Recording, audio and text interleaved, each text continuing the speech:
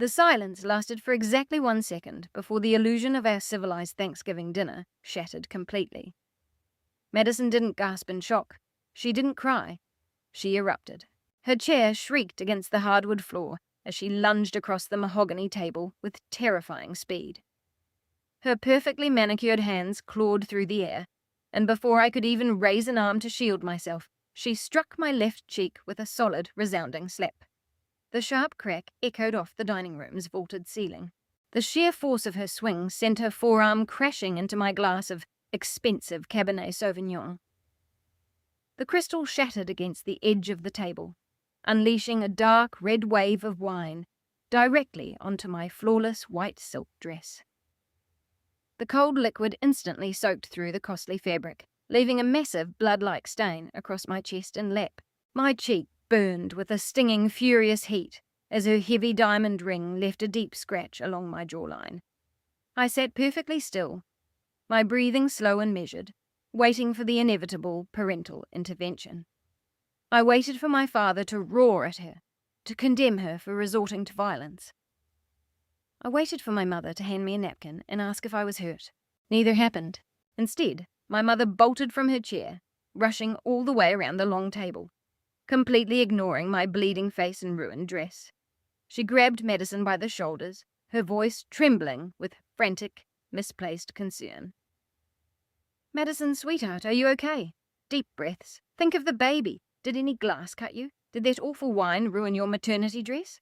Madison clutched her stomach, unleashing a dramatic, theatrical gasp that belonged in a daytime soap opera. She leaned heavily into Jamal, burying her face into the shoulder of his tailored suit. "She's trying to destroy us, Mum. She fabricated these disgusting lies to ruin my marriage and stress out my baby. I can't believe my own sister could be this malicious." My father slammed his heavy fist onto the table with enough force to rattle the china. His face was a deep purple with pure rage, a thick vein bulging in his neck. He pointed a trembling finger directly at my face, leaning aggressively into my personal space. "You're a sick, twisted girl, Becca," he snarled, spitting as he spoke. "I invited you into my home out of pure charity. We offered you a lifeline today, a chance to be part of something great. And this is how you repay us? Bringing forged fake documents to a holiday dinner to try and slander a brilliant man. You're nothing but a jealous, bitter old maid who can't stand to see anyone else happily married." "Dad, the documents on that iPad have official SEC digital watermarks," I said, keeping my voice entirely flat, refusing to let any emotion show. "I'm a distressed debt investor. I analyze financial fraud for a living. I'm trying to protect you from a federal investigation before Jamal takes everything you own." "Shut your mouth," he roared, cutting me off brutally. "You're mad with jealousy because no man wants you. It eats you alive to see your sister pregnant with a beautiful child, building a massive future with a highly successful CEO. You've spent your entire adult life trying to tear her down just because you can't find love or build a real family of your own."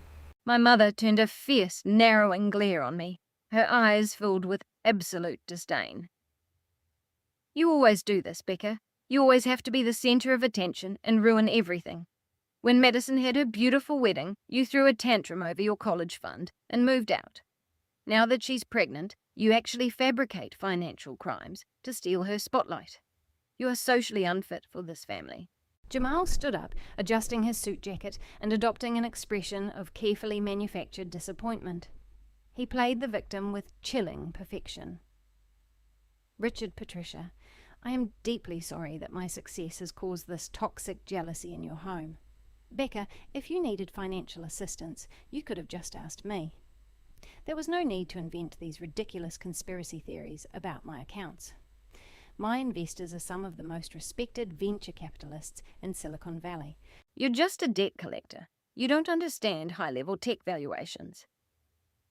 I slowly wiped a stray drop of red wine from my jaw, keeping my eyes locked on my brother-in-law. "Venture capitalists don't wire seed money to personal accounts in the Cayman Islands, Jamal, and they definitely don't use investor capital to pay off Madison's Centurion black card balance." My father slammed his fist down once more, bringing a dead silence to the room. The fury in his eyes was absolute. In that moment, he wasn't a father looking at his daughter.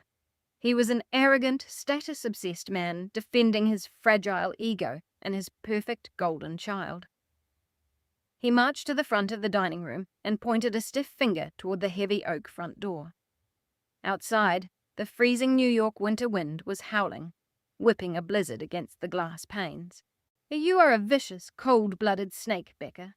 I won't allow you to poison this family for one more second," Richard declared, his voice final. "Get out of my house, and don't ever come back." Any normal person would have broken down at that moment. Any normal daughter would have cried, begged for an explanation, or screamed at the absolute injustice of being assaulted, gaslit, and exiled while trying to save her family from total financial ruin. But I wasn't a normal daughter anymore. They had taken care of that vulnerable version of me 15 years ago. I stood up slowly, the soaked silk dress clinging uncomfortably to my skin. I didn't shed a single tear. I didn't beg. I reached up and gently touched my stinging red cheek, feeling a trace of blood where Madison's ring had cut the skin. Then I looked at my father and at Madison, hiding behind her fraud of a husband, and I smiled. It was a cold, dead-eyed smile that seemed to drop the temperature in the room by another 10 degrees. I let the silence stretch, forcing them to hold the memory of that unsettling smile. Slowly and deliberately, I picked up a clean linen napkin from the table. I didn't use it on my ruined silk dress. I brought the cloth to my cheek, wiping away the small drop of blood and the splashed wine with terrifying calm. I folded the napkin into a perfect square and placed it gently next to my untouched dinner plate. Turning my back on them, I walked out toward the ground foyer. My heels clicked rhythmically against the polished Italian marble, a steady, unbothered beat echoing through the empty space. My mother couldn't let me leave in peace. Patricia followed close on my heels, her voice rising in a sharp, insulting crescendo as I opened the mahogany coat closet. "You're an absolute disgrace," she spat, crossing her arms tightly. "We show you mercy by inviting you here, and you act like a savage. Look at yourself. You're 33 years old with nothing to show for it. No husband, no children, just a pathetic little apartment and a worthless career." I slid my arms into my black cashmere coat, adjusting the collar. I still hadn't looked at her. I just let her talk. "You think you're so smart?" Patricia mocked, pacing behind me. "You think looking at spreadsheets all day makes you superior? You're nothing but a glorified debt collector, a bottom feeder. You scavenge for scraps off other people's misery, while Jamal and Madison are actually creating value in this world. You're a vulture, Becca. That's why nobody wants you." I picked up my leather handbag and my car keys. I turned to face her, catching a glimpse of Richard, Madison, and Jamal standing at the entrance of the dining room, watching my departure like a triumphant royal court, exiling a peasant. "A vulture?" I repeated, my voice completely devoid of emotion. "That's a very interesting choice of words, Mom, because vultures only circle when they smell death." My father scoffed, stepping up beside my mother. "Just get out. Don't expect a phone call on Christmas. As far as we're concerned, you're dead to us." I wrapped my scarf around my neck and placed my hand on the heavy brass handle of the front door. The chill of the metal seeped through my glove. I looked at the four of them, memorizing the arrogant, secure expressions on their faces. "I'm more than happy to leave," I said, my voice echoing clearly in the grand foyer. "But I highly suggest you go back inside and eat as much of that turkey as you can. Savor the expensive wine. Enjoy the warmth of that fireplace." Madison rolled her eyes, resting her head on Jamal's shoulder. "Oh my God, stop being so dramatic and just go." I ignored her, locking my eyes directly onto my father. "Because by sunrise, Richard, not a single plate, chair, or brick in this house will belong to you." Madison threw her head back and let out a loud, mocking laugh. It was that sharp, condescending sound she had used to belittle me since we were teenagers. "You have completely lost your mind," she giggled, waving her diamond-clad hand at me. "You're just making empty threats because you're embarrassed. Go home to your cats, Becca." Richard shook his head in disgust. Pathetic. Absolutely pathetic. But I wasn't looking at Madison or Richard. I was looking at Jamal. His $1,000,000 fake smile was completely gone. The arrogant posture he had maintained all evening had collapsed. His eyes were wide, his gaze darting frantically between my face and the iPad still sitting on the dining table. He was a fraud, and frauds have an animal instinct for survival. He recognized the exact moment the prey became the predator. He knew I wasn't making a scene out of jealousy. He knew I worked in distressed debt. He knew I specialized in purchasing toxic liabilities. And most importantly, he knew exactly what dirty secrets he had hidden away. The realization hit him like a physical blow to the chest. I pressed down on the heavy brass handle and pulled the front door open. The freezing New York winter wind roared into the foyer, swirling snow across the polished marble floor. The sudden drop in temperature made my mother gasp, drawing her arms tighter around herself. "Happy Thanksgiving," I said, stepping out into the brutal cold and pulling the door firmly shut behind me. The freezing air whipped against the wet dress beneath my coat, biting at my skin, but I felt nothing except pure, absolute focus. I walked down the brick pathway toward my Range Rover parked in the circular driveway. The snow was falling heavily now, blanketing the manicured lawns of Greenwich in a thick layer of white. I unlocked the vehicle, the lights flashing once in the darkness. Before I could even touch the door handle, the heavy front door of the mansion burst open behind me. "Wait!" A panicked shout cut through the howling wind. I turned around. Jamal had sprinted out into the freezing night. He hadn't even stopped to grab a coat. He was running down the icy driveway in his expensive tailored suit, his dress shoes slipping against the slick bricks. The confident tech CEO was gone, replaced by a desperate, terrified man who had just realized the floor beneath him was made of glass, and I was holding the hammer. I stood by the car door, watching him stumble toward me, knowing exactly what was coming next. Jamal closed the distance between us in seconds. The heavy snow was already piling onto the shoulders of his tailored suit jacket, melting instantly against his heated, panicked skin. His expensive leather loafers lost traction on the icy driveway, causing him to stumble awkwardly before regaining his balance. The polished, charismatic executive who had been holding court in my parents' dining room just minutes ago was entirely erased. In his place stood a frantic, sweating man whose carefully constructed house of cards was suddenly buckling under the weight of reality. He didn't stop at a polite conversational distance. He marched right up until he was mere inches away, using his height to tower over me. His broad shoulders blocked out the warm light from the mansion's porch, casting a dark, oppressive shadow over me. He took a deliberate step forward, pinning me flat against the freezing metal door of my Range Rover. It was a classic corporate intimidation tactic, using physical space to dominate, deploying blind aggression, trying to force an opponent to flinch and submit. I felt the cold steel of the door through my cashmere coat, but my spine remained perfectly straight. I didn't flinch. I tilted my chin up, meeting his furious, panicked eyes without a trace of fear. "You listen to me very carefully, Becca," Jamal hissed, his voice dropping into a low, vicious growl my parents had never heard. The smooth, charming cadence he used to flatter my father was entirely gone. "I don't know what kind of psycho game you're playing inside. I don't know where you cobbled together those fake spreadsheets to try and ruin my night, but you are going to walk away right now, and you are going to keep your mouth shut. Do you understand me? You don't say another word to Richard, to Patricia, or to anyone in my professional circle." I remained completely silent, studying the rapid, irregular pulse jumping at the base of his neck. My calculated silence only enraged him further. He slammed his palm against my car window, trapping me between his arms. "I know people, Becca," he threatened, leaning in so close that I could smell his expensive cologne and hot breath. "Powerful people. I sit on boards with venture capitalists who can crush your pathetic little debt collection career with a single phone call. I will blackball your name in every financial circle in Manhattan. I'll tell everyone you're mentally unstable, that you fabricated documents out of family jealousy. I will sue you for corporate espionage and defamation until you're sleeping in a cardboard box. If you dare try to disrupt my investors, I will personally ensure you never work in this industry again." When the threats failed to produce a reaction, his eyes darted around the snow-covered driveway. Panic was beginning to override his anger. He dropped his voice to a desperate conspiratorial whisper. "Look, I can give you a piece of the action," Jamal offered, trying to deploy his salesman charm. 10% of the Series B round, pure cash. Just walk away and let me close this bridge loan. You're a businesswoman. Let's make a deal." He was waiting for fear. He was waiting for an apology, or at least an attempt to negotiate his bribe.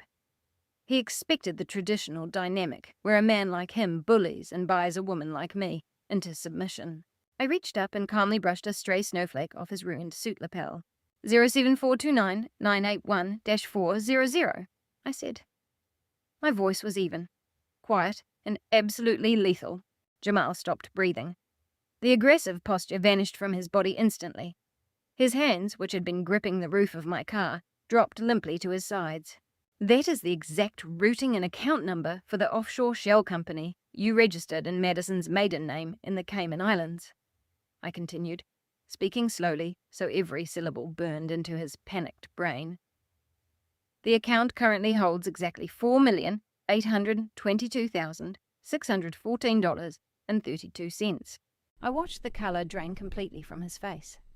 The snowy night air was well below freezing, but a fresh bead of sweat rolled down his temple.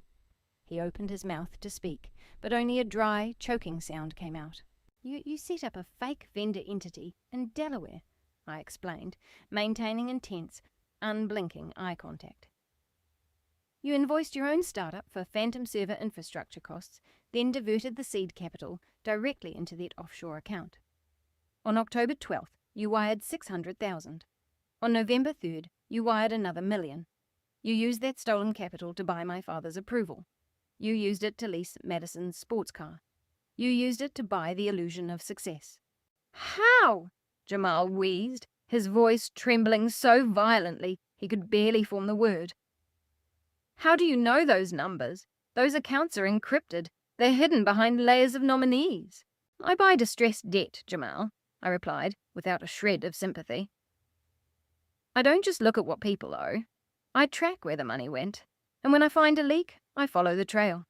You thought moving the money offshore was a stroke of genius, but you left digital fingerprints on every single wire transfer because you were too arrogant to hire a real financial cleaner. You left a trail, a mile long." Jamal took a step back, his legs visibly shaking. The intimidating, towering presence was entirely shattered. He looked like a man standing on a gallows, watching the executioner's hand move toward the lever. He wrapped his arms around himself, suddenly acutely aware of the freezing temperature. He began to hyperventilate, his breath coming in short, fractured plumes of white mist as the absolute reality of his ruin settled over him. I took a step forward, closing the distance he had just created. I raised my hand and tapped my index finger firmly against his chest, right over his pounding heart. You don't have investors, Jamal," I whispered, delivering the final blow to his ego. "You only have victims, and I own you." I turned my back on the wheezing, shivering figure. I opened the heavy door of my Range Rover, slid into the heated leather seat, and started the engine. The powerful roar of the motor cut through the winter wind. I shifted into drive and pressed the accelerator. As I pulled out of the circular driveway and headed toward the dark, snow-covered street, I glanced in my rearview mirror. Jamal was still standing there in the freezing storm, clutching his chest and hyperventilating in the snow, watching his entire empire of fraud turn to ash. The heated leather steering wheel felt solid under my bare hands. I turned the climate control to maximum, letting the dry, blasting heat wash away the remaining chill of the Greenwich blizzard and the toxic residue of my family's dining room. The heavy, all-terrain tires crunched satisfyingly over the fresh powder as I navigated the winding, tree-lined streets of the ultra-wealthy enclave. These were the exact streets I had been exiled from 15 years ago, with nothing but a duffel bag and a broken heart. Tonight, I was driving through them as the executioner. I tapped the touchscreen on the dashboard, bypassing the cheerful holiday music channels, to initiate an encrypted secure call. It rang exactly twice. Victor, my chief legal counsel, never slept when a major financial operation was underway. "And tell me you didn't actually eat the stuffing, Becca." Victor's voice filled the quiet cabin of the SUV, crisp and alert despite the late hour. I heard Patricia uses canned broth and tries to pass it off as homemade.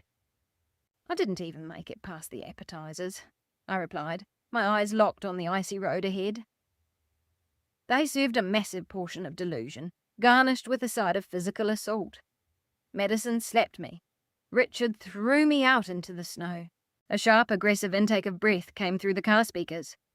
Assault! Do you want me to dispatch local law enforcement immediately? We can have her arrested for battery before they even clear the dessert plates.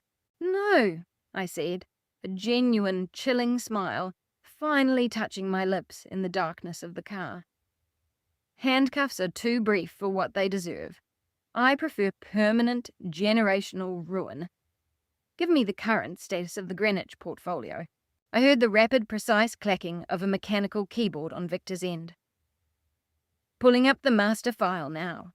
Your father is a spectacular case study in financial incompetence. To maintain the illusion of old money status, Richard quietly mortgaged the family estate to the absolute limit. 2 years ago, when Jamal's fake tech company needed seed capital to look legitimate, Richard couldn't secure a traditional bank loan. His credit profile was already hollowed out by Patricia's country club fees and Madison's luxury lifestyle. Stefan stays lately. So he turned to the shadow market, I intervened, already knowing the answer, but needing to hear the trap confirmed aloud. Exactly, Victor said, his tone dripping with professional distaste. He took out a massive, predatory mezzanine loan from a subprime private equity group. $4.5 million. The terms are toxic, Becker.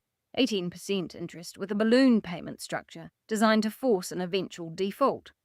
And your father was arrogant enough to cross-collateralize everything left in his name.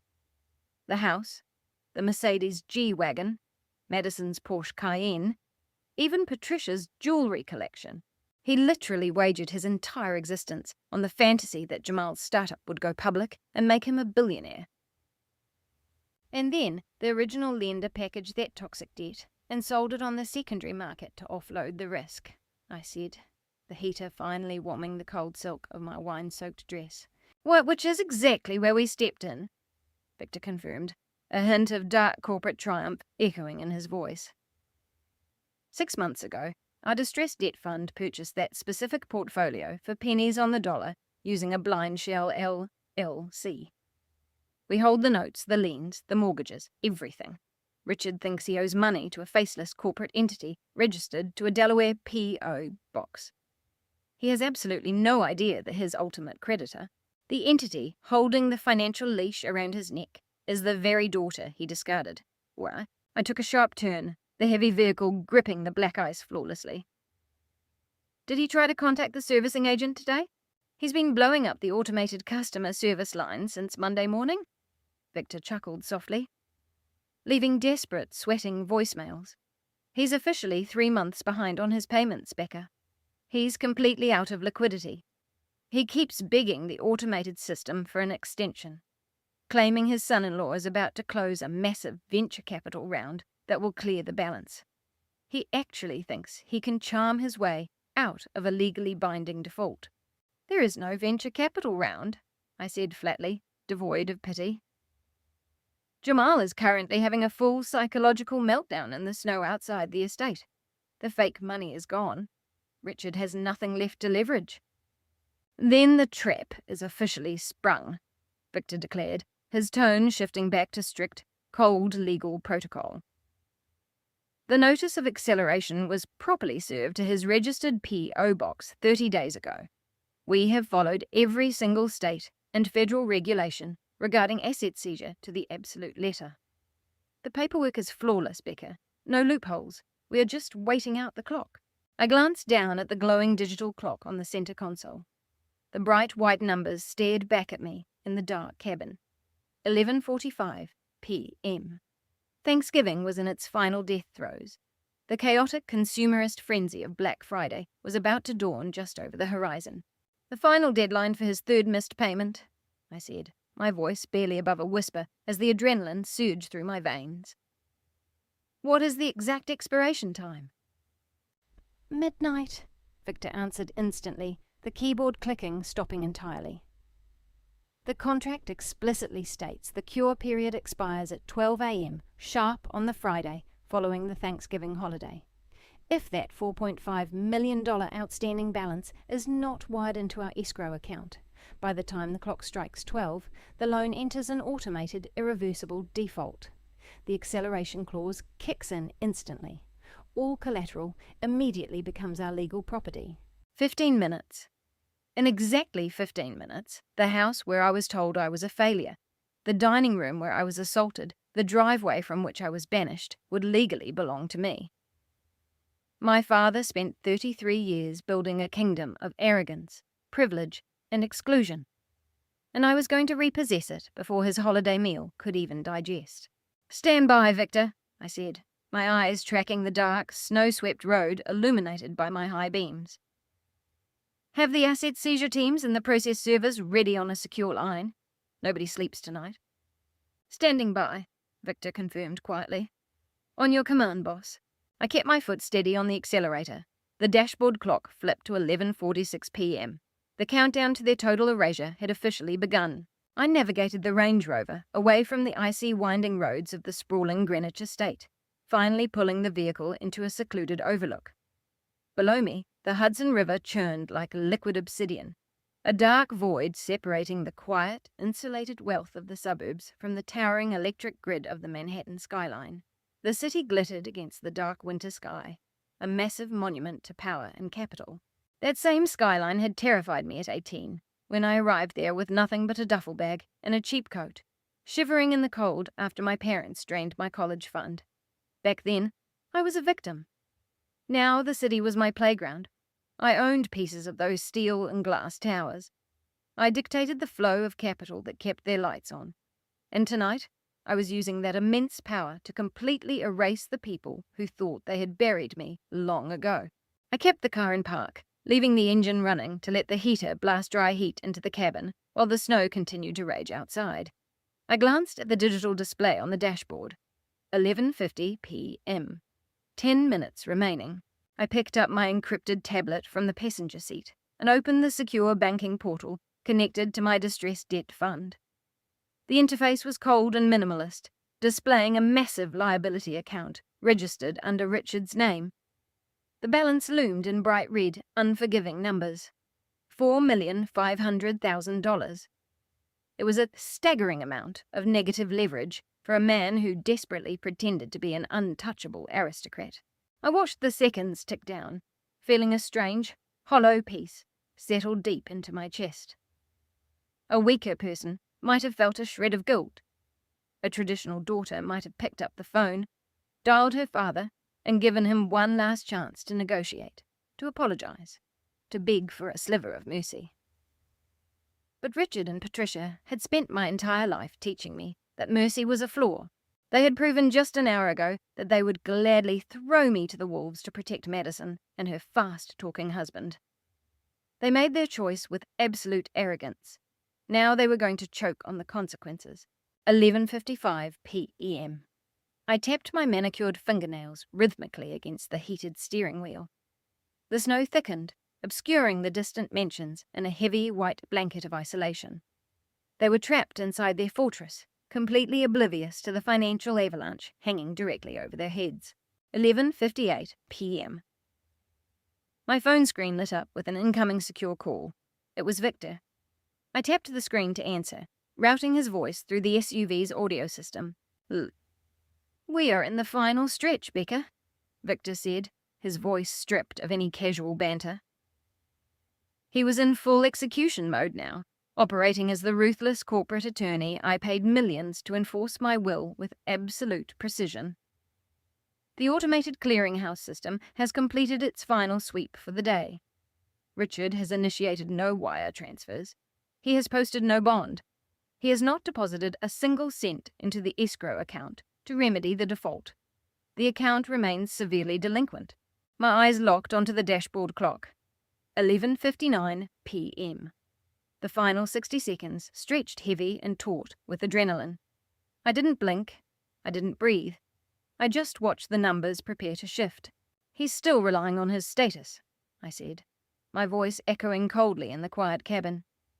He thinks he can just call the loan servicer on Monday morning, drop a few powerful names, and charm his way out of it.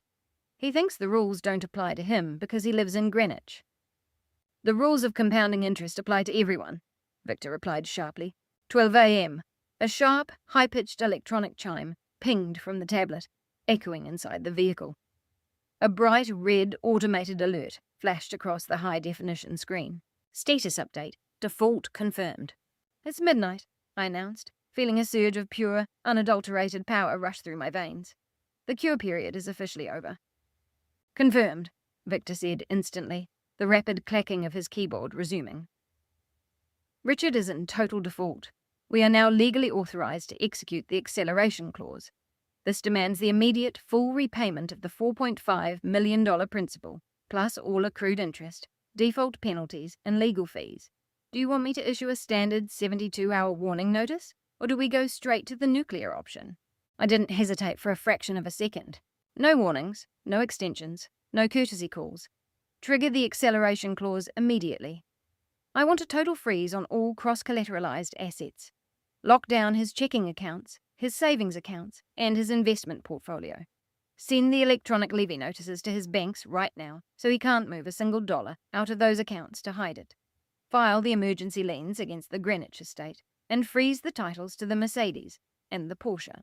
Executing full asset freeze protocols now, Victor confirmed smoothly. We are bringing down a financial iron curtain over their entire existence. The banking algorithms will lock them out immediately. Any credit cards tied to those accounts will trigger hard decline codes. By sunrise, they will be completely cut off from their own capital. Do it, I commanded. I pulled up the authorization document on my tablet. The legal document required a final biometric signature from the fund manager to deploy the highly coordinated strike. I pressed my thumb against the scanner. A green checkmark illuminated the screen, validating my identity and locking my command into the system. The digital clock shifted to 12:01 a.m. I tapped Send. The transmission bar filled instantly, uploading the kill switch directly into the global banking network. The dominoes had officially begun to fall. Miles away, inside the suffocating warmth of the Greenwich mansion, the reality of my digital strike had not yet materialized.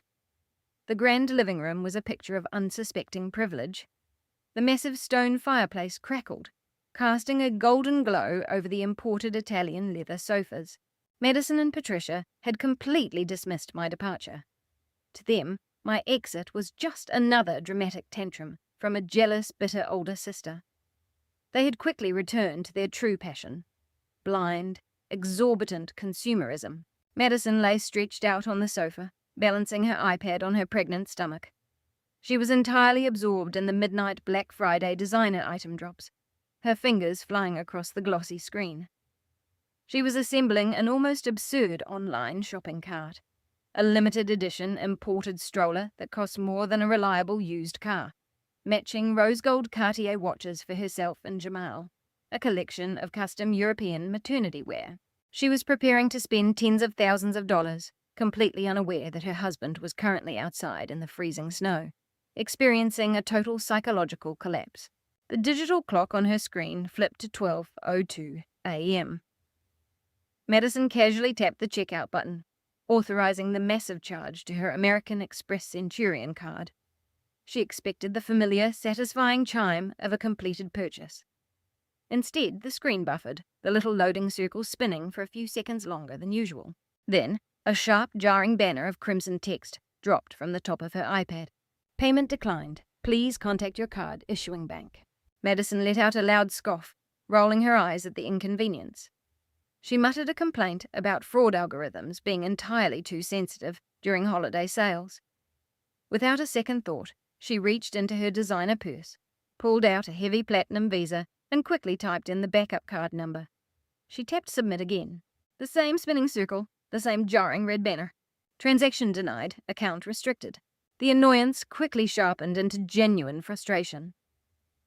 Madison kicked off her cashmere throw blanket and nudged our mother. She complained that the holiday traffic must be crashing the banking servers, blaming the digital congestion on the working-class masses fighting over discounted electronics.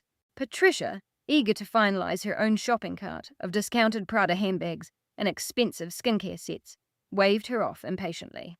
"Just use my card, darling," Patricia said, tapping the checkout button on her own device. Her screen froze for a fraction of a second before violently rejecting the transaction. A hard decline code. Patricia frowned, her perfectly manicured nails tapping aggressively against the screen. She tried another card, one tied directly to Richard's primary checking account. Declined. Insufficient funds or account suspended. The harsh, capitalized letters stared back at them in the dimly lit living room, entirely out of place in their world of endless capital. Patricia stood up, her expensive silk robe rustling around her ankles as she marched down the long, carpeted hallway. She went straight toward Richard's first-floor study, where he had retreated with a glass of bourbon after throwing me out into the blizzard. She burst through his heavy oak door without knocking, demanding his physical wallet. She claimed the banking systems were experiencing an absurd holiday glitch and that she needed his direct corporate black card to bypass the system. Richard, exhausted and still nursing his bruised ego from our confrontation at dinner, grunted heavily as he handed over the card, telling her to finish up so he could get some sleep. Patricia walked back to the living room, triumphantly. She typed the details of the Premier corporate card into the checkout portal and clicked submit with absolute confidence. The glaring red error message illuminated her furious face for the third time. "Please contact your financial institution immediately." The arrogant, untouchable security of the Greenwich mansion was beginning to rot from the inside. Madison, now breathing rapidly, attempted to log directly into her mobile banking app to view her balances. The app rejected her facial recognition. It flashed a stark white warning screen instead.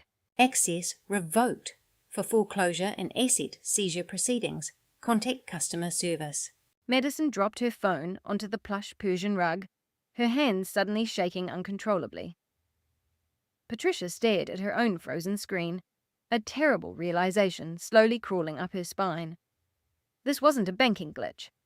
The threat I had delivered an hour ago in the grand foyer echoed loudly in her ears.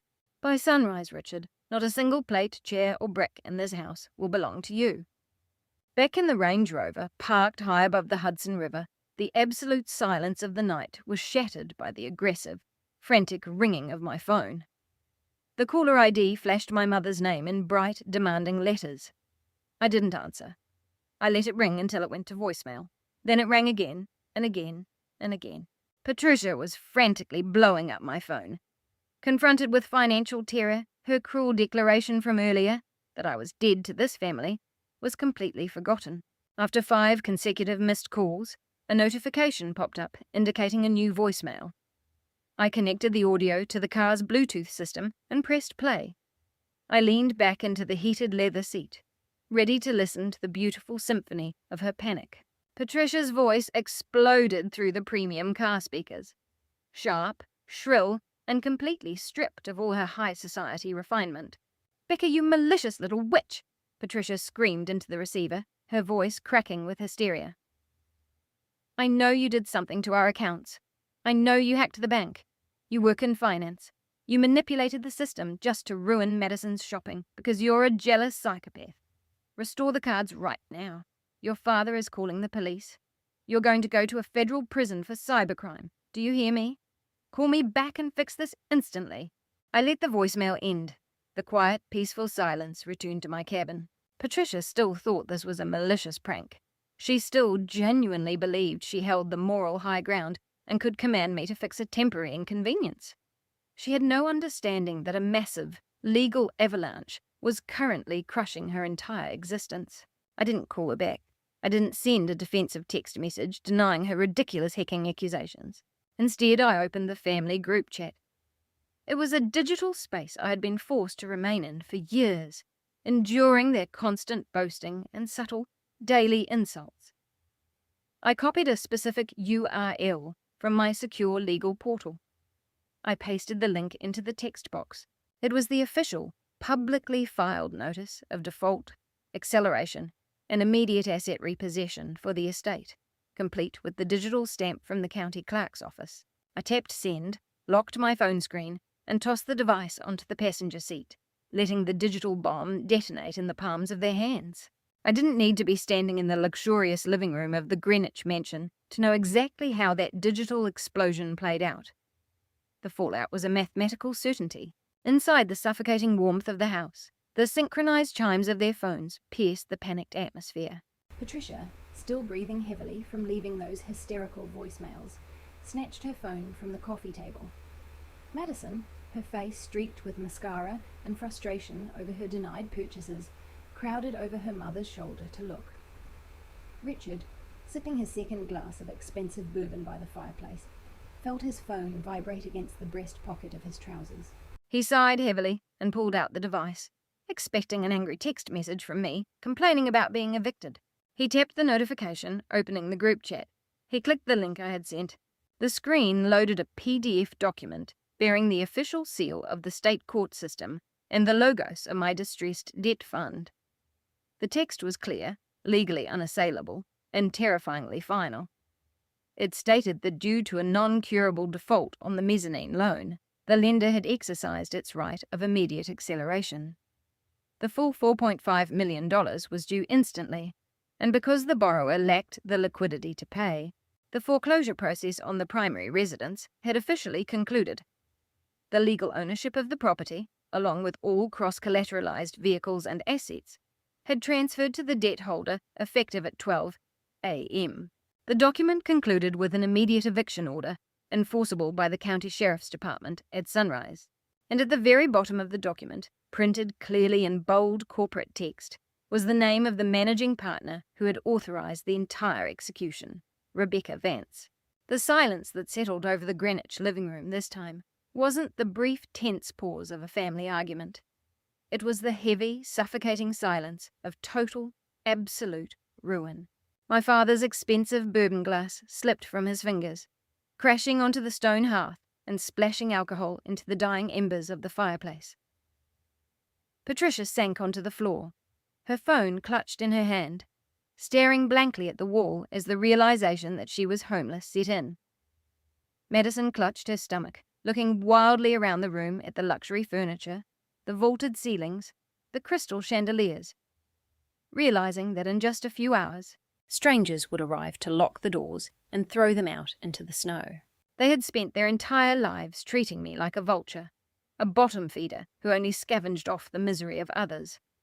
But they had forgotten the fundamental rule of nature. A vulture never creates the carcass. It merely waits for the arrogant and the foolish to destroy themselves. And when the end finally comes, it takes exactly what it is owed. Instead, he saw a link glowing on the screen. It was a direct address to a government domain. Richard tapped the link. The browser buffered for a fraction of a second before the official emblem of the Securities and Exchange Commission appeared on his screen. It was an emergency asset freeze and a cease and desist order. Richard squinted, his mind struggling to process the dense legal terminology. He scrolled past the preliminary warnings and stopped directly on the summary of enforcement actions. The words on the screen hit him with the force of a runaway freight train. Defendant, Jamal. Charges, wire fraud, embezzlement, and the unlawful offering of unregistered securities. Richard stopped breathing. The expensive bourbon swirled dangerously close to the rim of his crystal glass. His thumb swiped upward as his eyes scanned the staggering details compiled by federal investigators. The document outlined a blatant, systematic Ponzi scheme.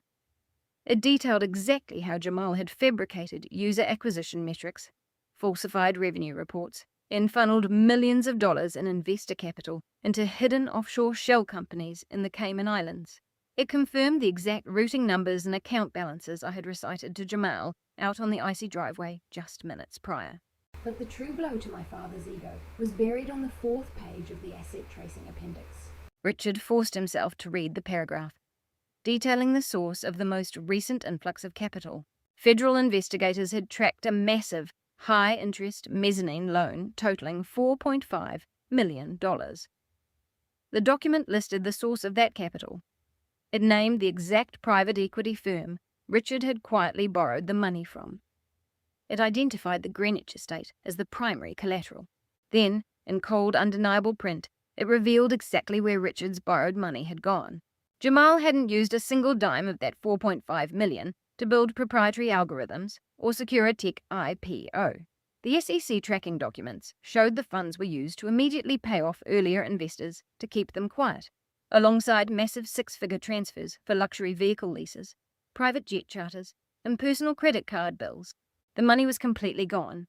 The realization hit Richard like a physical weight, crushing the air out of his lungs. He had risked his house, his vehicles, his wife's jewelry, and his entire financial existence to fund a parasite's lifestyle. He had exiled his own daughter, the only person who had tried to warn him, the only one who had actually read the warning signs on those balance sheets, and he had done it to protect a man who was actively stealing his home from right under his feet. The heavy crystal bourbon glass slipped from Richard's trembling fingers. It dropped directly onto the hardwood floor, shattering into dozens of sharp, glittering pieces. The amber liquid splashed across the polished wood, soaking into the edge of the expensive Persian rug. Patricia, startled by the sudden noise, dropped her phone onto the sofa. She stared at her husband in horror. The colour had completely drained from Richard's face, his arrogant flush replaced by a sickly, hollow pale. He didn't say a word to his wife. He didn't answer when Madison demanded to know what the link meant. The sophisticated family patriarch had entirely vanished. Standing there was a broken, desperate man who had just realized his entire kingdom was built on quicksand. Richard turned and strode out of the living room, his heavy footsteps pounding down the carpeted hallway, accelerating with every step. He knew exactly where Jamal was.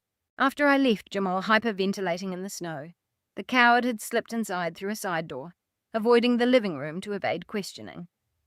He had retreated to the first-floor guest suite, locking himself inside to panic alone. Richard arrived at the heavy oak door of the guest room. He didn't knock. He didn't ask for permission. Richard lifted his leg and drove the flat sole of his dress shoe directly into the wood next to the brass handle. The doorframe splintered with a loud crack, the metal lock snapping under the pure force of his anger. The door swung open, slamming hard against the interior wall. Jamal flinched violently. He was standing near the foot of the king-sized bed, still wearing his wet, freezing trousers, though he had discarded his ruined suit jacket. He was frantically stuffing a stack of passports, luxury watches, and thick bands of emergency cash into a designer leather duffel bag. He was attempting to flee before federal authorities arrived. Richard stepped over the splintered wood, his fists clenched so tightly his knuckles were completely white. "You stole my home," Richard roared, his voice tearing through the mansion. Jamal backed away, raising his hands defensively. His charismatic smile was completely replaced by cornered fear. He stammered, attempting to spin one last desperate lie, claiming the SEC filing was a misunderstanding, a smear campaign by competitors, or a temporary regulatory hurdle. Richard didn't let him finish a single sentence. My father lunged across the bedroom. He grabbed Jamal by the collar of his wet, expensive dress suit, twisting the fabric into a tight knot.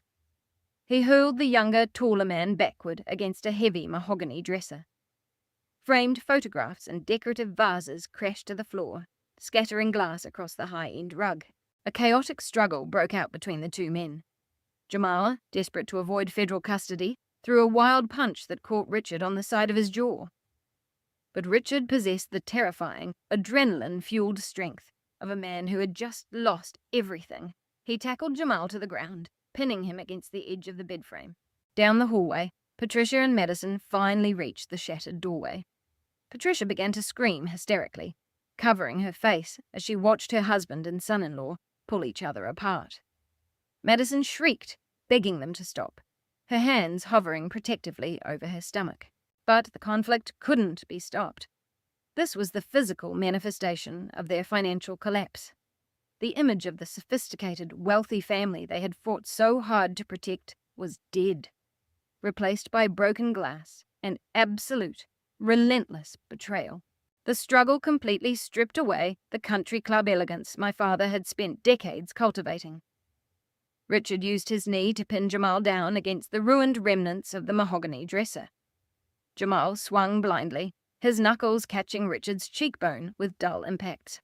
Both men crashed heavily against the expensive Turkish rug, knocking over a heavy brass floor lamp that tore into the drywall. Patricia stood at the shattered entrance, gripping her face. She let out a sharp, hysterical scream, a raw, unfiltered noise she would have previously considered far too low class for a Greenwich neighbourhood. She rushed forward, grabbing the back of Richard's ruined button-down shirt, desperately trying to pull him off his son-in-law. Madison wasn't trying to stop the chaos for peace. She threw herself into the fray purely to protect her husband. She repeatedly struck her father's shoulders, screaming at the top of her lungs, her designer maternity gown tearing at the seams. Get off him! Get your hands off my husband! Madison shrieked, her voice hoarse from pure hysteria. You're going to cause a medical emergency? Richard forcefully pushed Madison back, just enough to clear her from the immediate conflict. He grabbed Jamal's collar again, hauling the younger man halfway off the floor. A cut above Jamal's eyebrow was bleeding, his expensive tailored shirt torn open to reveal a thick gold chain that Richard had undoubtedly paid for. "Where is my money?" Richard roared, shaking Jamal violently, sending the man's head snapping back and forth. $4.5 million. You told me that money was secure in an escrow account for the IPO. The feds say you wired it to the Caymans. Tell me how to get it back right now, or this ends here. Jamal spat onto the ruined carpet. The charismatic tech visionary was gone, and the cornered street con artist finally showed his true face. He let out a sharp, wheezing laugh, glaring up maliciously at the man who had funded his entire fraudulent empire. "You're an idiot, Richard," Jamal gasped, struggling for air under my father's weight, coughing repeatedly. "You think that money is just sitting there waiting for you. 6 months ago, early investors were threatening to go to the authorities. I had to pay them off to keep the scheme from collapsing. And the rest? Look around you, old man. Look at your daughter's wrist. Look at the cars in your driveway. You demanded I treat Madison like a queen to maintain your precious family image. You literally funded your own illusion." Richard released Jamal's collar and stumbled backward as if burned. He hit the wall and slid down, his chest heaving, his eyes wide with a horrific, hollow realization. The millions he had secretly borrowed against his family estate, the predatory loan carrying an 18% interest rate, was all gone. Vaporized to buy time in designer bags.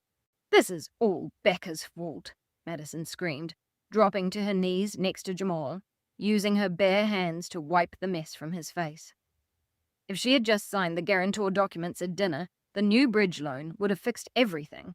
Jamal could have resolved the company's issues. She did this to us on purpose. She called the federal investigators just to destroy my life. Richard slowly turned his head to look at his favorite daughter. For the first time in 35 years, he didn't see Madison as his pride and joy, but for what she truly was. A spoiled, delusional parasite. "Shut up," Richard whispered, his voice trembling with absolute venom. "Shut your mouth right now, Madison. Your sister didn't cause this. Your husband is a federal criminal, and you're a blind, greedy fool who bankrupted your own family." Patricia gasped, rushing over to throw her arms protectively around Madison. "Richard, don't speak to her like that. We need to find a solution. We need to hire lawyers. We need to move whatever cash we have left before the government freezes our personal accounts." The word cash seemed to snap Richard back to reality. The SEC filing only mentioned freezing Jamal's assets, but Richard knew how federal investigations worked. Once they realized Richard's borrowed funds were linked to the fraud, his accounts would be subpoenaed next. He needed to move his remaining liquidity, the last $200,000 sitting in his primary checking account, into an offshore trust he had established years ago. He scrambled up from the floor, ignoring the pain in his jaw and his bruised ribs. Stumbling past Patricia and Madison, he sprinted out of the ruined guest suite and down the hallway back to his private study.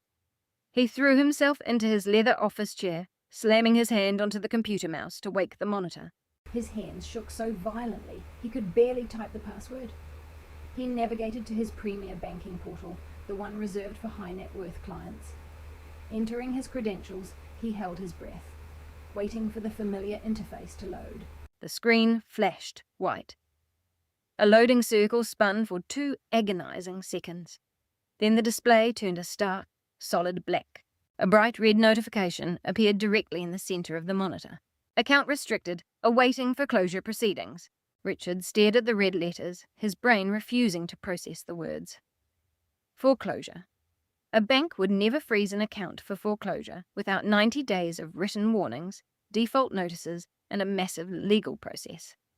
And the SEC didn't handle foreclosures. They handled asset freezes. He frantically grabbed his phone from his pocket, opening the mobile banking app to try another route. Face ID scanned his sweaty, bruised face. The exact same line of red text stared back at him from the palm of his hand. Account restricted, awaiting foreclosure proceedings. Right then, a second notification popped up on his screen. It was an automated email from the private equity firm holding his toxic mezzanine loan, the anonymous debt collectors he had been dodging all week. He tapped the email with a trembling thumb. Notice of default and immediate acceleration. The document informed him that his cure period had officially expired at midnight. The creditor had exercised their legal right to accelerate the loan repayment. The entire $4.5 million balance was due immediately. Because of his failure to pay, the creditor had executed an emergency lien and seized all cross-collateralized assets. His checking accounts, his savings accounts, the equity in his home, everything was locked down. Richard dropped the phone. It clattered sharply against the mahogany desk. When Becca told him to enjoy the house because it wouldn't belong to him by sunrise, she wasn't just making a dramatic exit. When she claimed she was his legal creditor, she wasn't bluffing. She had known about the loan all along. She had bought it. She was the anonymous entity holding the leash around his neck. She had deliberately waited until he threw her out into the freezing winter night to hit the button that executed his total financial destruction. He sat in his dark study, listening to the muffled crying of his wife and the arguing of his daughter and her criminal husband down the hall. The reality of his absolute ruin pressed heavily on his shoulders. He had nothing left. No money, no lawyers, no exit strategy. The antique grandfather clock in the hallway chimed the half hour. 4:30 a.m. Richard stared blankly out the large bay window of his study, watching the snow continue to fall on the dark, quiet streets of Greenwich. The neighborhood was dead silent. Suddenly, the pristine white snow of the front lawn was illuminated by rapidly flashing strobe lights. Brilliant flashes of harsh red and sharp blue cut through the darkness of the winter morning, reflecting violently against the glass panes and casting chaotic-coloured shadows across Richard's ruined face. The heavy engines of multiple large vehicles idled loudly just outside his front door, a deep, menacing rumble that vibrated through the floorboards of the study. Richard froze by the bay window, the alternating red and blue light sweeping over his bruised face. For one brief, desperate second, his brain tried to rationalize the flashing lights. He tried to convince himself that a neighbor had called the local Greenwich Police Department to complain about a noise disturbance. The sound of shattering glass and screaming from the guest suite must have carried over the property lines. A noise complaint could be managed. With his status, a firm handshake, a tight smile, and a generous donation to the Police Benevolent Association would make a noise complaint vanish. Richard used his trembling hands to smooth down the front of his torn, blood-stained dress shirt. He took a deep breath, forcing his shoulders back, attempting to summon the aura of authority he had practiced for decades. Turning away from the window, he strode back down the long hallway toward the grand foyer. Patricia and Madison were already standing at the edge of the living room, their faces illuminated by the emergency lights flashing wildly through the frosted glass of the front door. Patricia held her silk robe tightly at her throat, her eyes wide with mounting panic. Madison hyperventilated, her hands protectively over her stomach. Jamal was nowhere to be seen, the coward having locked himself back inside the ruined guest room the moment he heard the sirens. "Stay here and keep quiet!" Richard barked at his wife and daughter, his voice laced with forced bravado. "It's just the local patrol. I'll handle them. Do not say a single word about Jamal or the money." Richard walked to the massive double oak doors. He threw back the deadbolts, pulled open the heavy wood, and stepped out onto the covered stone porch, ready to deploy his practiced condescending charm. The biting winter wind hit him instantly, but it wasn't the cold that caught his breath. It wasn't a solitary patrol car parked in his driveway. The entire front lawn was swarming with law enforcement. 4 marked county sheriff cruisers formed a blockade at the entry gates. 2 unmarked black SUVs idled directly in front of the porch steps. Standing at the bottom of his snow-covered steps was not a friendly local officer looking to issue a noise warning. Richard found himself staring directly at the county sheriff, a tall, broad-shouldered man with a face like carved granite. Flanking the sheriff were 2 armed federal agents wearing dark tactical windbreakers with the bright yellow letters FBI stamped across their chests. Standing slightly behind this wall of law enforcement was a completely calm process server in a suit, holding a thick stack of manila legal folders. Richard gripped the doorframe until his knuckles turned white, his rehearsed smile abandoning him completely. He opened his mouth, attempting to weaponize the only tool he had left, his perceived social standing. "Officers," Richard began, his voice trembling despite his best efforts to sound authoritative. "There is absolutely no need for this kind of display. My family had a minor private dispute. We are handling it internally. I am a personal friend of the police chief in this district. You are trespassing on private property." The county sheriff didn't smile. He ignored Richard's attempt at name-dropping. He looked at Richard with a flat, absolute indifference, the look of a man who dealt with fallen, arrogant executives every single day. "Secure the perimeter," the sheriff ordered, his deep voice cutting through the howling wind. "Agents, the primary suspect on the federal warrant is inside the residence." The 2 armed FBI agents immediately strode up the stone steps, their boots crunching heavily on the ice. They pushed past Richard without a word, bypassing him completely to enter the grand foyer. Patricia let out a piercing scream as the federal agents brushed past her, demanding to know Jamal's exact location. Madison began to sob hysterically, collapsing onto her knees on the marble floor as the heavy, aggressive footsteps of the agents echoed down the hallway toward the guest suite. Richard tried to turn, tried to stop the agents from invading his home, but the county sheriff stepped onto the porch, physically blocking Richard's path back inside. The process server in the suit stepped up beside the sheriff. He looked entirely unfazed by the massive estate or the furious man standing in the doorway. He operated with the cold, mechanical efficiency of a corporate machine. "Are you Richard?" the process server asked, his tone crisp and devoid of emotion. "Yes, I am the owner of this property," Richard spat, his face flushing red again with a volatile mix of panic and anger. "I demand to know what right you have to disrupt my home at 4:30 in the morning on a holiday weekend." The process server ignored his anger. He took the thick stack of manila folders and pressed them firmly against Richard's chest. Richard instinctively raised his arms to catch the heavy paperwork, officially accepting service. "Richard, you are hereby served with an emergency order of execution, an immediate authorization for asset seizure, and a foreclosure acceleration notice," the process server recited rapidly, reading from a prepared legal script.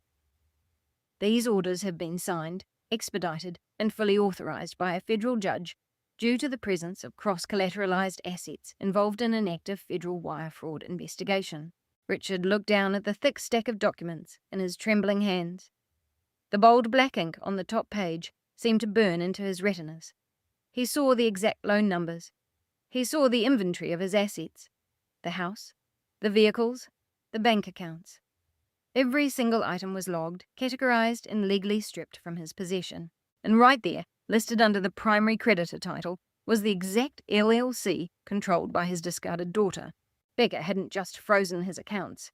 She had used Jamal's federal fraud investigation as a legal catalyst to bypass every standard foreclosure waiting period.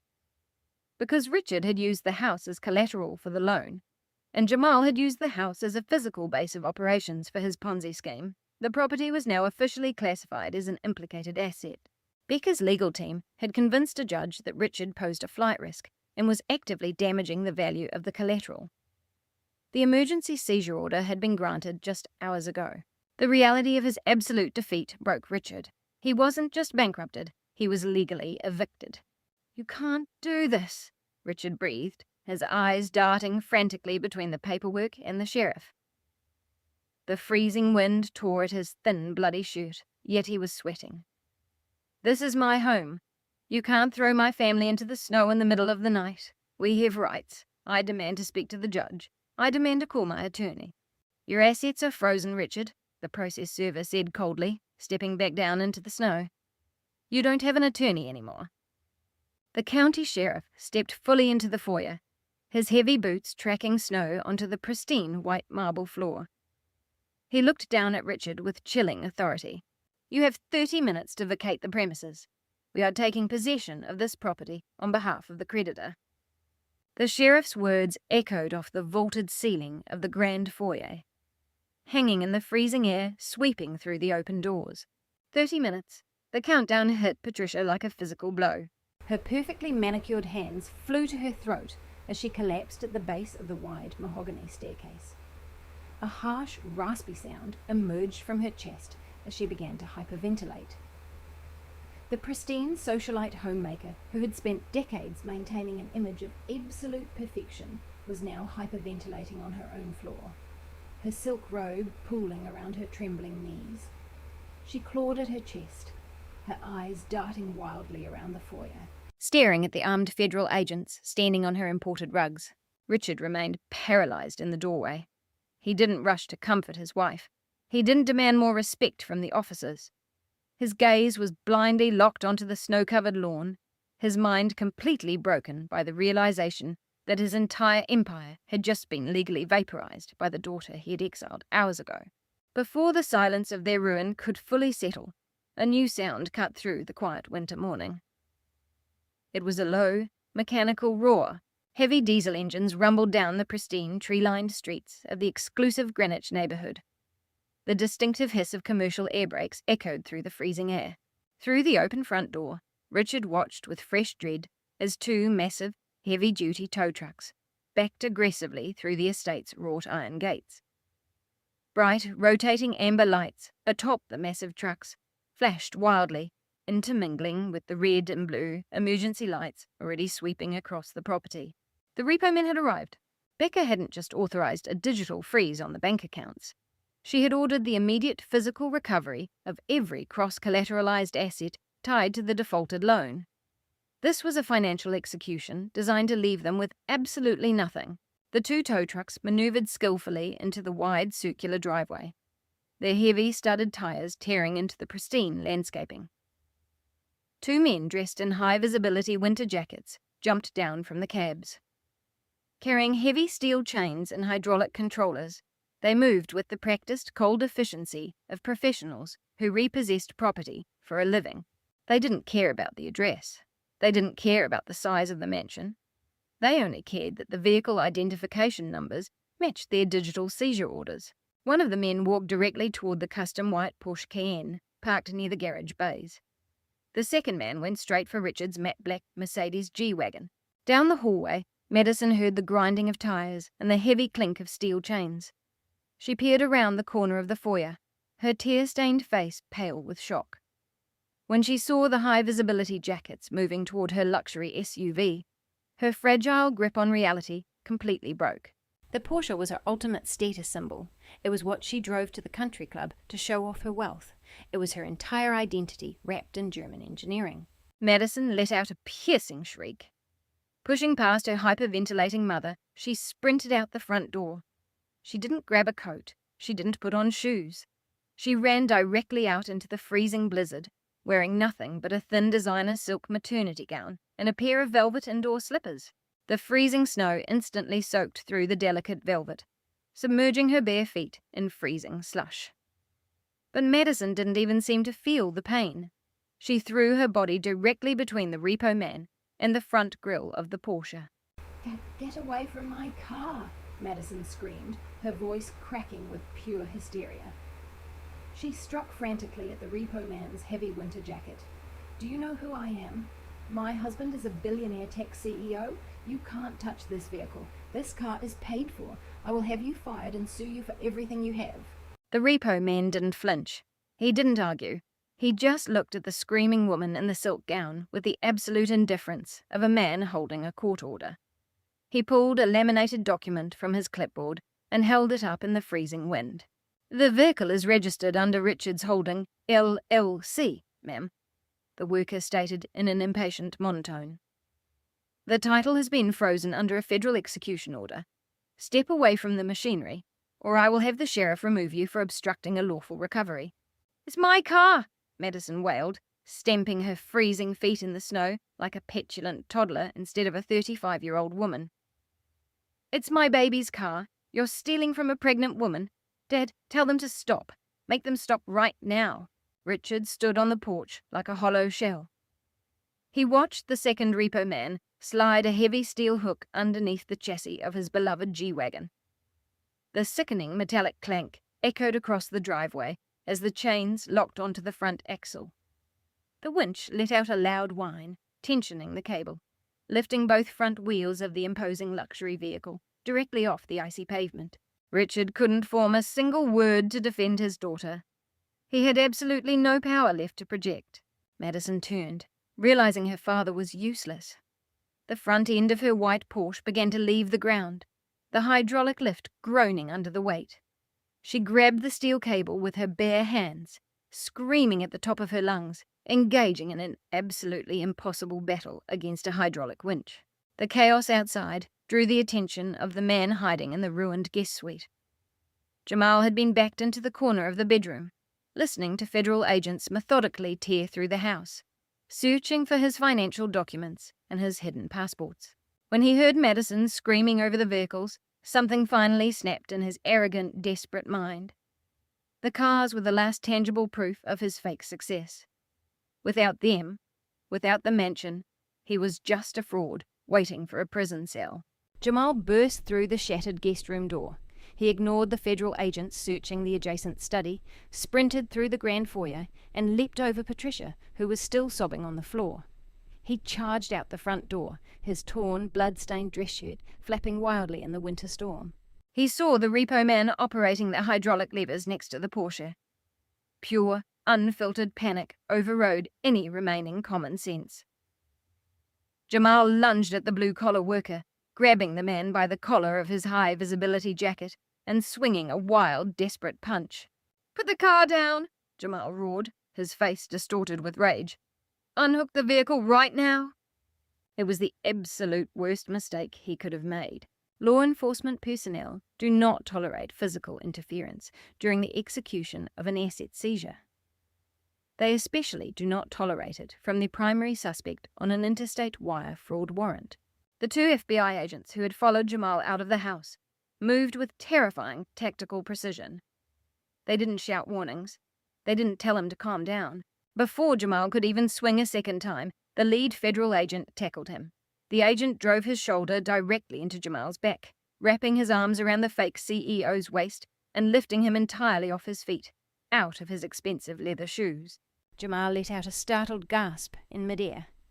He crashed face first onto the icy concrete of the driveway. The impact forced all the air out of his lungs, slamming his bruised cheekbone hard into the freezing slush. Before Jamal could even attempt to push himself up, the second agent dropped his weight onto Jamal's spine, driving a knee directly between his shoulder blades. The dull impact of the tackle brought Madison screaming to a sudden halt. She froze in absolute horror, watching her charismatic, untouchable husband face down on the icy driveway, his arms being forcefully pinned behind his back by federal agents. The sharp click of heavy steel handcuffs echoed through the freezing morning wind. The federal agents locked the restraints tightly around Jamal's wrists, securing his arms behind his back. Jamal writhed against the frozen concrete, letting out a pathetic, wheezing groan as the agents forcefully hauled him from his knees and dragged him to his feet. The tailored dress shirt that Jamal had worn like armor just hours ago in my parents' dining room was now torn, soaked in freezing slush and stained with his own blood. Jamal Vance, the lead FBI agent, barked, his voice carrying absolute authority through the howling wind. "You are under arrest for interstate wire fraud, embezzlement, and the unlawful offering of unregistered securities. You have the right to remain silent. Anything you say can and will be used against you in a court of law. You have the right to an attorney. If you cannot afford one, one will be provided for you." The Miranda warning hung in the air, a verbal death sentence for the fraudulent tech empire my family had worshipped. Jamal didn't look defiant. He didn't look like a visionary CEO planning a sophisticated legal defense. He looked exactly like what he was, a cornered street con artist who had finally run out of options. He hung his head, his chin resting against his chest, refusing to look at his wife or his father-in-law as the federal agents guided him toward the rear of a waiting armored SUV. He offered no resistance as they placed him into the back seat and the heavy door shut like a vault. Madison stood frozen in her soaked silk gown. The reality of a federal arrest simply couldn't penetrate the thick bubble of privilege she had lived in for 35 years. Her brain fundamentally refused to process the image of her husband being taken away like a common criminal. She had been insulated by wealth her entire life. She had been trained to believe that any problem could be solved by sliding a black card or invocation of her father's name. She spun around, her bare, freezing feet slipping slightly on the ice. Her panicked eyes locked onto her father, who was still standing on the stone steps, a hollow, broken shell of a patriarch. "Dad, do something!" Madison shrieked, her voice cracking with a desperate sense of entitlement. She ran toward the porch, her arms waving wildly, her designer gown clinging to her shivering frame. "They have the wrong person. You know the police chief. You've played golf with federal judges. Call your lawyer right now. Have them bring the bail money. Jamal cannot go to a federal holding cell. I'm pregnant. My baby needs a father. We have a reputation to maintain in this neighborhood. Pay the bail, Dad. Pay the bail and get him out of that car right now." She grabbed the lapels of Richard's ruined shirt, shaking him as if she could physically force him back into the role of the all-powerful provider. She expected him to pull out his phone, dial a private fixer, and make this ugly reality disappear with a massive wire transfer. That had always been their dynamic. Madison caused the trouble, and Richard buried it under a mountain of cash to protect the family image. Richard looked down at his favorite daughter. He looked at her face smeared with tears and panic, her ruined designer gown, and the inflated sense of superiority he had personally cultivated inside her since she was a child. He looked past her shoulder at the driveway, where the repo men were currently locking down the final tires of the G-Wagon and the Porsche Cayenne. He heard the massive diesel engines revving, preparing to haul away the last physical symbols of his success. Something inside Richard finally snapped. The dam of enabling pride and financial desperation that had held back the truth for decades gave way completely. "With what money?" Richard roared, his volume startling even the nearby officers. Madison recoiled, her hands releasing his shirt. She stared at him, her eyes wide with pure shock. Her father had never screamed at her. He shouted at employees. He shouted at my mother. He spent his life shouting at me. But he had never raised his voice at his favorite child. "Pay the bail," Richard mocked her, his voice dripping with concentrated venom. He stepped down off the porch, closing the distance between them, forcing her back into the freezing snow. "You want me to call my lawyer? I don't have a lawyer anymore. I don't have the money for a retainer. I don't have a single dollar left to my name. Your brilliant, visionary husband stole everything. Do you hear me, Madison? He took my cash. He took my credit. He took my house to pay off his fraudulent debts." "Dad, stop it!" Madison cried, covering her ears, completely unequipped for accountability. "You have emergency funds. You have trust accounts." "There are no trust accounts," Richard bellowed, his face turning an angry, mottled purple. "I mortgaged this entire estate just to fund your fake, pathetic lifestyle. I took out a $4.5 million predatory loan so you could drive that Porsche and pretend to be the wife of a billionaire, and Jamal wired every single dime to the Caymans to cover his criminal tracks. The feds just froze what little pocket change we had left. We are bankrupted, Madison. We are homeless. We are completely, irreversibly ruined." Patricia, who had dragged herself to the open threshold of the front door, let out a loud, agonized wail. She collapsed against the doorframe, weeping uncontrollably into her hands as the reality of their absolute poverty set in. Richard didn't stop. The enabler was finally confronting the monster she had helped create. "You stood in my dining room tonight and defended him," Richard sneered, his trembling finger pointing directly between Madison's eyes. "Your sister tried to warn us, and you slapped her across the face. You begged me to sign over more money to the parasite who is now sitting in the back of a federal vehicle. You are a blind, greedy, arrogant fool. You bankrupted your own family just so you could show off a designer stroller to your friends at the country club. I have nothing left to give you. Don't ever ask me for a single cent again." Madison collapsed into the freezing slush, clutching her stomach and sobbing hysterically as the reality of her broken world finally crushed her. Her husband was going to a federal prison. Her father had just verbally destroyed her. Her car was hitched to a tow truck. Her credit cards were frozen pieces of plastic. The storm began to break, the heavy snow finally thinning into a light, freezing drizzle. The digital clock inside the idling sheriff's cruiser flipped to exactly 6 a.m. On the eastern horizon, the first faint, pale light of dawn began to cut through the heavy winter darkness. The sun was rising over the frosted tree line of the Greenwich estate, casting a cold blue glow over the chaotic, ruined driveway. Then, the low, powerful purr of a flawless, high-performance engine broke through the sound of the women's sobbing. A sleek black Range Rover glided smoothly into the driveway, its heavy tires crunching loudly over the fresh snow. The vehicle coasted to a stop, parking perfectly alongside the armed perimeter. The heavy doors unlocked with a crisp, electronic chime that cut through the idling of the tow trucks. The passenger door opened first. Victor, my chief legal counsel, stepped onto the icy driveway. He wore a sharp, dark grey suit beneath a long, heavy wool overcoat, his gloved hand firmly gripping a fresh leather briefcase. He didn't offer a single glance toward Madison, who was still weeping in the slush, or Patricia, who was hyperventilating on the porch. Victor walked straight to the county sheriff. Opening his briefcase, he presented a sealed folder containing the finalized judge-signed order of execution. The sheriff opened the paperwork, reviewed the signature of the primary creditor, and gave Victor a firm nod of respect.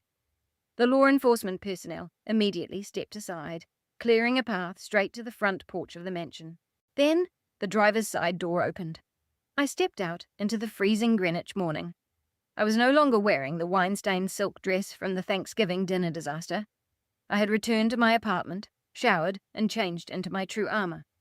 I wore a tailored ivory cashmere turtleneck, flawless black trousers, and a heavy camel coat that draped perfectly past my knees. My hair was styled perfectly, completely untouched by the winter storm. In my right hand, I held a steaming cup of artisanal black coffee.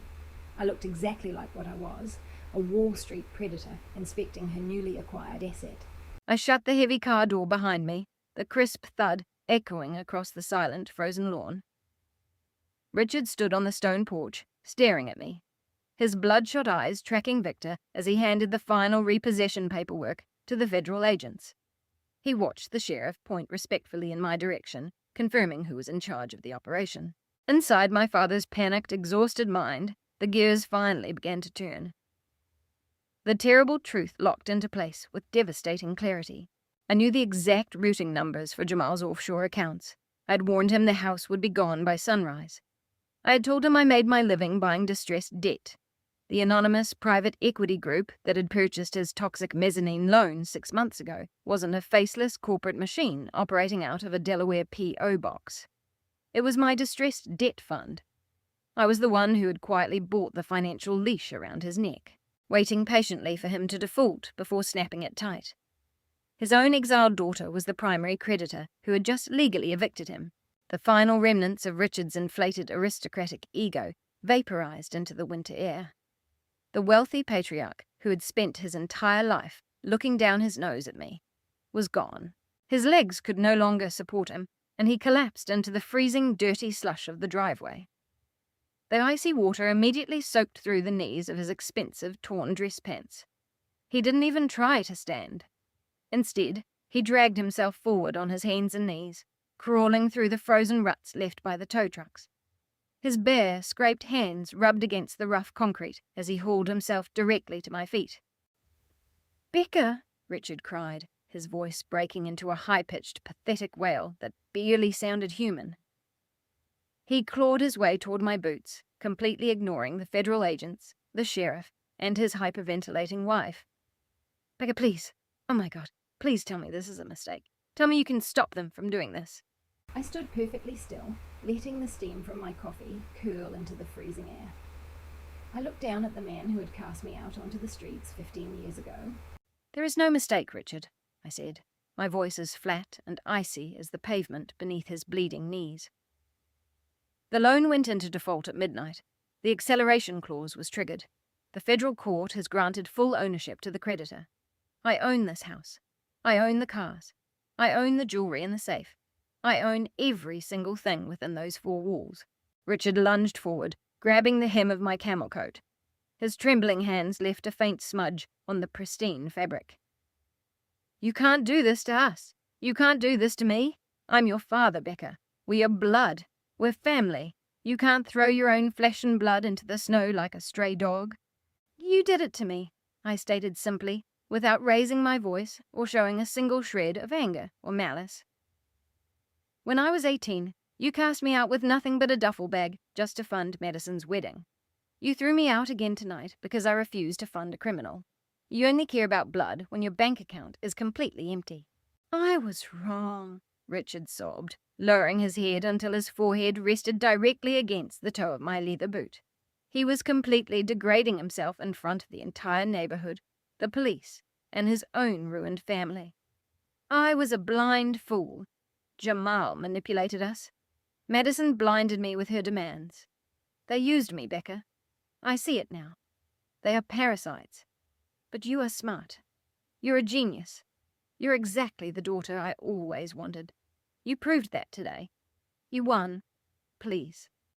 Just tell the sheriff to stop. Give me 30 days to find the money. I'll sign whatever you want. I'll give you whatever you want. Just don't let them take my home." "Nay." From the porch, Patricia gasped, covering her mouth. "Richard, have you lost your mind? Get up off the ground this instant." Richard completely ignored his wife. He looked up at me, his face smeared with tears, dirt, and blood. He was actively throwing his golden child and his loyal wife directly under the bus in a desperate bid to save himself. He had no true loyalty to anyone but his own survival. "I'll kick them out," Richard pleaded, pointing a trembling finger at Madison, who was still kneeling in the snow by the tow trucks. "I'll kick Madison out right now. I'll divorce Patricia and leave her with nothing. I'll do whatever it takes to fix this. Please, Beck, show some mercy to your old father. Do." I looked over at Madison. The spoiled favorite was staring at her father with a look of absolute, heartbroken horror. The man who had enabled her worst behavior, who had spent a lifetime shielding her from any form of accountability, was now begging to trade her safety for a warm bed for himself. I turned my gaze back down to Richard. I didn't step back. I didn't rip my coat away from his desperate grip. I simply brought the coffee cup to my lips and took a slow, deliberate sip. The dark roast was perfectly bitter and wonderfully hot. "You told me to get out and never come back," I said, my words falling like heavy stones into the freezing morning wind. "I'm simply enforcing the first half of your command. Your 30 minutes are up." The sheriff stepped forward, his heavy boots crunching on the ice. He grabbed Richard by the arms, pulling the weeping patriarch away from my coat with a rough, uncompromising force. Richard stumbled, his legs unable to hold his weight, leaving a pathetic trail in the snow where he had just been begging. Patricia watched it all from the shattered doorway. She watched her husband's dignity be absolutely destroyed. She saw the federal agents standing on either side of the process server, completely unmoved by Richard's tears. For a split second, she realized the wealth was truly gone. The legal maneuvers had failed. The begging had failed. The eviction was happening in real time. But Patricia hadn't survived in high society for decades without mastering the art of manipulation. She knew that the only thing capable of pausing a law enforcement action was an immediate, life-threatening medical emergency. She needed to freeze time. She needed to buy a ticket into a luxury hospital suite where she could hide behind doctors, delay the asset seizure, and formulate a plan. Suddenly, Patricia let out a sharp gasp that echoed across the lawn. She stumbled forward, stepping off the covered porch and plunging her bare feet directly into the deep snow. She clutched the left side of her chest, her fingers twisting violently into the silk fabric of her expensive robe. her face contorted into a mask of pure agony. She collapsed onto the frozen grass, her knees hitting the hard ground. Arching her back, she let out a series of sharp, wheezing gasps, struggling dramatically in the snow. Madison immediately abandoned her seized Porsche. She scrambled across the slick driveway, completely ruining her velvet slippers, and threw herself over her mother. Mom! Oh my God, Mom! Madison shrieked, her voice tearing through the quiet morning. She looked up at me, her face twisted with absolute venom. You're killing her. The stress of this illegal eviction is causing a medical emergency. She can't breathe. If she dies out here in the snow, it's entirely on your hands, you sociopath. The dramatic performance had the intended effect on the authorities. The federal agents instinctively took a step back, trained to pause operations during a severe health crisis. The sheriff reached for the heavy black radio clipped to his tactical vest, preparing to call dispatch for an emergency medical unit. This was exactly the loophole Patricia was counting on. A trip to Greenwich Medical Centre's premier private cardiac wing, a week of bed rest in a VIP suite, while her lawyers sorted out the mess. I didn't panic. I didn't step back. I showed absolutely zero concern for the woman rolling in the snow at my feet. Instead, I raised my gloved hand, signaling the sheriff to pause. "Allow me, officer," I said, my voice entirely devoid of panic. "She's my mother. I will handle the emergency response." I reached into the deep pocket of my coat and pulled out my smartphone. I didn't rush. I took my time deliberately unlocking the screen. I dialed 911 and pressed the speakerphone button, holding the device out so the audio carried clearly across the icy driveway. The emergency dispatcher answered immediately, her professional voice cutting through Madison's hysterical crying. 911, what is your emergency? Yes, good morning, I replied, speaking in a calm, flat cadence, like a woman ordering her morning coffee. I need an ambulance dispatched to a residence in Greenwich. I clearly recited the address of the estate. We have a female in her late 60s claiming severe chest pain and shortness of breath. A suspected cardiac event. Madison glared at me, screaming into the speakerphone. Tell them to hurry. She's turning pale. Tell them to call ahead to Mount Sinai's private cardiovascular wing. Dr. Evans is her personal cardiologist. The dispatcher, hearing the screaming in the background, typed rapidly. Understood, ma'am. Paramedics are en route. Due to the location, they will likely transport the patient to Greenwich Medical Centre. Are there any specific medical directives the first responders need to be aware of? I stepped closer to Patricia, who was maintaining her stage performance with tightly closed eyes and a dramatically heaving chest. I made sure I was standing directly over her before responding into the phone. Actually, there is a very specific directive regarding her transport, I said, my voice echoing coldly through the speakerphone. Please instruct the responding paramedics to bypass any private clinics. The patient must be taken strictly to County General Public Hospital downtown. Do not route her to Mount Sinai or Greenwich Medical Centre. The dispatcher paused, clearly confused by the request coming from one of the wealthiest zip codes in the state. Mum, County General is a public trauma centre. If the patient has premium insurance, the private facilities are closer and better equipped for rapid cardiac triage. I looked directly down at Patricia's twitching eyelids. The patient no longer possesses premium health insurance, I stated, delivering the brutal truth with surgical precision. Her premier medical policy was tied directly to a corporate holding account that was fully liquidated and frozen under a federal fraud investigation as of midnight. She is completely uninsured and entirely insolvent. She has absolutely zero financial assets to her name.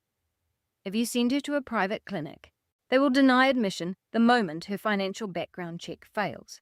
She belongs in a public emergency room, waiting in the general triage line with everyone else who is uninsured. Sash, the effect of my words was instantaneous. It was nothing short of a medical miracle. The thought of sitting in a crowded, underfunded public hospital waiting room for 12 hours, shoulder to shoulder with the working-class citizens she had spent her life despising, was infinitely more terrifying to Patricia than losing her mansion. The dramatic, wheezing gasps stopped mid-air. The hand clutching her chest released, her fingers uncurling from her silk robe. Patricia snapped her eyes open, completely healthy, and sat bolt upright in the freezing snow. Brushing the icy slush off her designer pajamas, she glared at me with unvarnished hatred. The fake medical crisis was completely cured. "Cancel the ambulance," Patricia snapped, her voice sharp, clear, and entirely free of any physical distress. I smiled down at her, meeting her furious gaze. "Cancel the ambulance," I repeated to the dispatcher. "It seems the patient has experienced a miraculous, spontaneous recovery. Have a wonderful Thanksgiving weekend." I ended the call and slid the phone back into my coat pocket. I looked at the sheriff, who was staring down at Patricia with a look of profound disgust, having seen right through the desperate stunt. "Her heart is perfectly fine," I told the officers, taking another calm sip of my coffee. "Proceed with the eviction."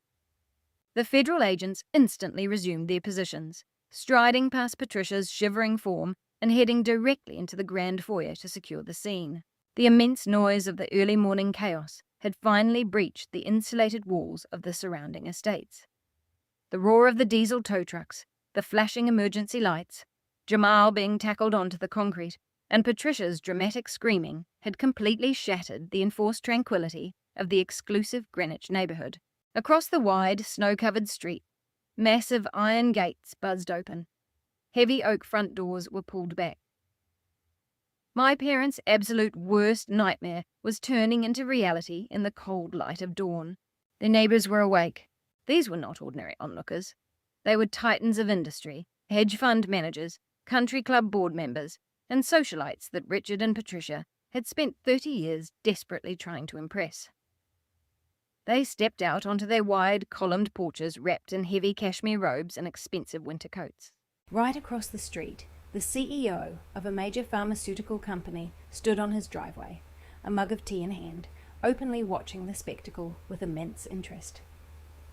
Next door, the chairwoman of the annual charity gala, a woman my mother had spent years brown-nosed just to get on a steering committee, was leaning over her stone balcony. And they weren't just watching. They were holding up their smartphones. The flash of camera lenses pierced the morning light. They were documenting the entire raid. They were filming the federal agents carrying boxes of evidence out of the house. They were filming the tow trucks hooking up the Mercedes and the Porsche. And most devastatingly, they were filming Richard and Patricia kneeling in the dirty, freezing slush of their own driveway, entirely stripped of their wealth and dignity. The social execution was absolute. Richard lifted his head from the ice and saw the glowing smartphone screens pointed directly at his ruined face. The financial ruin had broken his spirit, but this public humiliation completely destroyed his soul. For a narcissist who built his entire identity on a platform of superiority, being recorded by his peers as a penniless fraud was a fate far worse than death. He crawled backward like a frightened animal, trying to hide behind the thick stone pillars of the porch. He pressed his cold, bleeding hands over his face to block the camera lenses. He let out hollow, broken whimpers, completely paralyzed by the shame of public exposure. Patricia crawled toward the shrubbery, pulling her wet, mud-stained silk robe tightly around her shivering shoulders, desperately trying to avoid the gaze of the women she had been bragging to just yesterday. While her parents wrestled with the paralyzing agony of their destroyed social standing, Madison reacted differently. The golden child possessed a wild, raw instinct for survival, born of pure greed. Seeing her father broken and her mother humiliated didn't invoke a single shred of family loyalty or grief. It triggered a cold, calculating mechanism. She knew the ship was sinking, and her only thought was how much treasure she could stuff into her pockets before the water swallowed her whole. While the federal agents were occupied searching the second floor and I was watching Richard cower from his neighbors, Madison quietly backed away from the edge of the porch. She slipped into the shadows of the grand foyer, disappearing into the chaotic interior of the house. I took another slow sip of my coffee, feeling the heat spread through my chest. I didn't need to chase her. I simply gave a subtle, silent nod to my chief attorney. Victor, who had been standing like a sentinel at the edge of the driveway, adjusted his wool coat and tracked her trajectory. He moved with the quiet, lethal efficiency of a corporate shark. 5 minutes later, Madison re-emerged from a side exit of the mansion, hoping to bypass the law enforcement perimeter at the main entrance. She was practically sprinting down the icy stone pathway toward the street, her head down, trying to blend into the shadows of the tall, manicured privacy hedges.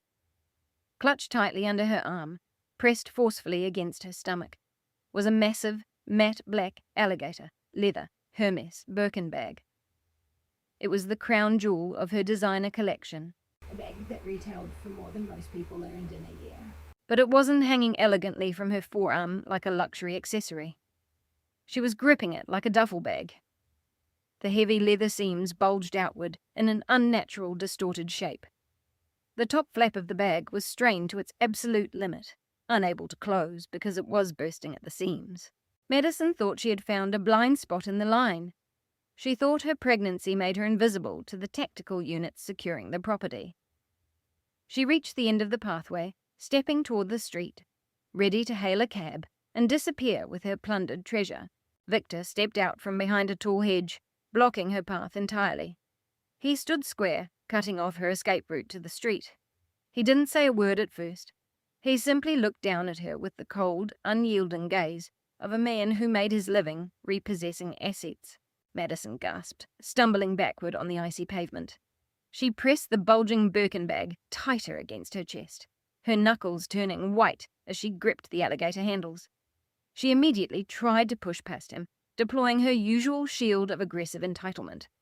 "Get out of my way," Madison hissed, her voice shaking with a volatile mix of panic and anger. She tried to step to the left, but Victor mirrored her movement smoothly, blocking the path without effort. "I'm pregnant. I'm freezing. I'm leaving this property right now. You cannot legally keep me here." Victor didn't raise his voice. He reached into his overcoat pocket and pulled out a digital tablet, tapping the screen to bring up a legally binding document. Ma'am, you are not being detained by law enforcement," Victor explained, his tone completely flat and professional. "However, the item you are currently holding under your arm is a registered asset belonging to the corporate entity under foreclosure. Per the federal order, all contents of this estate are subject to immediate inventory and seizure. You are attempting to remove concealed assets from a federal investigation zone."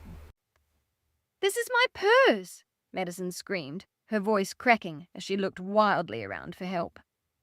"It's a personal item. You can't take a woman's purse." The alligator Hermes Birkin bag, serial number matching the invoice found in Jamal's corporate ledger, was purchased 3 months ago using funds diverted from the Series A investor round, Victor replied, reading directly from the tablet. "It is legally classified as stolen property used to convert defrauded capital into a tangible asset. Furthermore, the contents distorting the shape of the leather appear to be high-value jewelry pieces and loose currency from the master bedroom safe." Victor looked up from the screen, his eyes locking onto her with absolute finality. "Drop the bag, Madison, or the sheriff will add a charge of grand larceny and obstructing justice to your husband's file." Madison stared at him, her chest heaving as the absolute reality of her situation stripped away the last of her entitlement. She looked down at the bag, the ultimate symbol of the wealth she had used to look down on me for a decade. Slowly, her fingers uncurled from the leather handles. The heavy black bag slid from her grip, crashing heavily onto the icy stone pathway. The top flap popped open, spilling thick stacks of cash, velvet boxes of diamonds, and gold watches into the dirty slush. She didn't try to pick them up. She simply stood there in her torn silk gown and ruined slippers, completely hollowed out by the realization that she had nothing left to her name. I walked down the stone pathway, my heels clicking softly against the ice. I stopped right next to Victor, looking down at the scattered wealth melting into the snow. I didn't say a word to my sister. I didn't gloat, and I didn't offer her a coat. I simply took one final sip of my hot coffee, turned around, and walked back toward my Range Rover. Behind me, the sun had fully risen over Greenwich, casting a bright, unforgiving light over the ruins of my family's empire. Justice had finally arrived, and it didn't cost me a single thing.